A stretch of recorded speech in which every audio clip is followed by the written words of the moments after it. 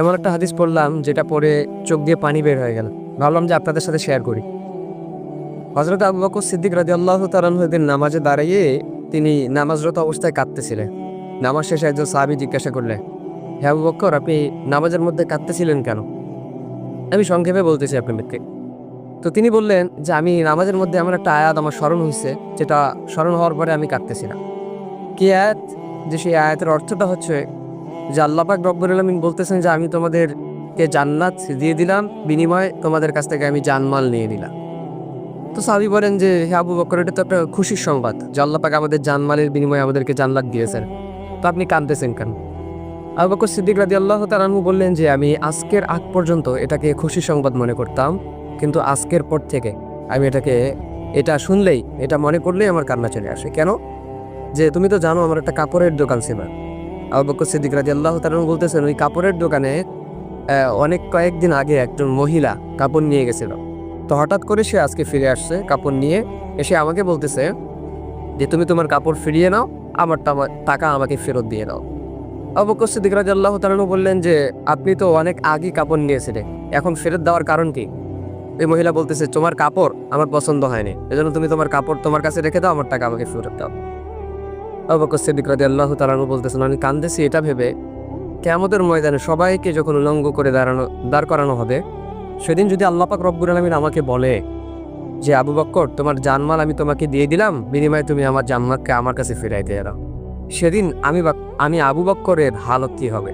সেদিন তো আমার বড় ক্ষতি হয়ে যাবে, আমার তো কোনো কিছুই করার থাকবে না সেদিন। এজন্য প্রিয় ভাই, এই হাদিস থেকে এতটুকু শিক্ষা যে আল্লাহ পাক রব্বুল আলামিন আমাদেরকেও যদি কিয়ামতের দিন বলে যে তোমাদের জানমাল তোমাদেরকে ফিরিয়ে দিলাম, বিনিময়ে আমার জান্নাত আমাকে তোমরা ফিরিয়ে দাও, সেদিন আমাদের কি হালত হবে? কারণ আল্লাহ পাক রব্বুল আলামিন যদি বলেন যে তোমার সালাত, তোমার নামাজ, তোমার রোজা, তোমার হজ, তোমার যাকাত, তোমার জিকির আজগার কোনো কিছু আমি আল্লাহ পাক রব্বুল আলামিনের দরবারে পছন্দ হয় নাই, সুতরাং তোমার জানমাল তুমি তোমার কাছেই রাখো, আমার জান্নাত আমার কাছে ফিরিয়ে দাও। তো আপনি ভাবেন তো, অনুভব করেন তো যে সেদিন আমাদের হালতটা কি হবে? সেদিন আমরা কোথায় যাব? আমাদের পরিস্থিতি, পজিশন সেদিন কোথায় থাকবে? সেদিন তো কেউ কাউকে চিনবে না, সবাই শুধু হাহাকার হয়ে ছুটবে এক একটা নেকির জন্য। তো সেদিন আমাদেরকে যদি আল্লাহ পাক রব্বুল আলামিন এভাবে ধরে ফেলেন, তো সেই আল্লাহ তাআলার কাঠগড়া থেকে বাঁচানোর ক্ষমতা আমাদের ফিরে নেয়।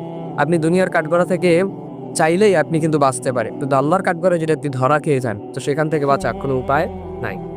এজন্য কোনো কাজ করলে, কোনো ইবাদত করলে মনোযোগের সাথে করতে হয়। সালাত, রোজা, হজ, যাকাত, জিকির আজগার যেটাই করি না কেন মনোযোগের সহকারে যেন আল্লাহ তাআলা কবুল করেন আমার এই সালাত, আমার এই ইবাদতটা যেন আল্লাহ পাক রব্বুল আলামিন কবুল করে।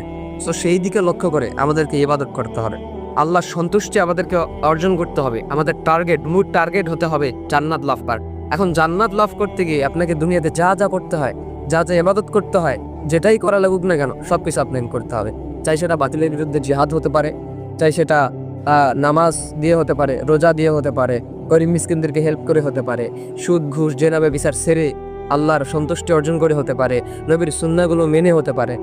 সো যেই দিক থেকে আপনার মনে হবে যে না আমি জান্নাতটা কামাই করতে পারবো, হাসিল করতে পারবো, সো সেই কাজগুলোই আমাদেরকে করতে হবে।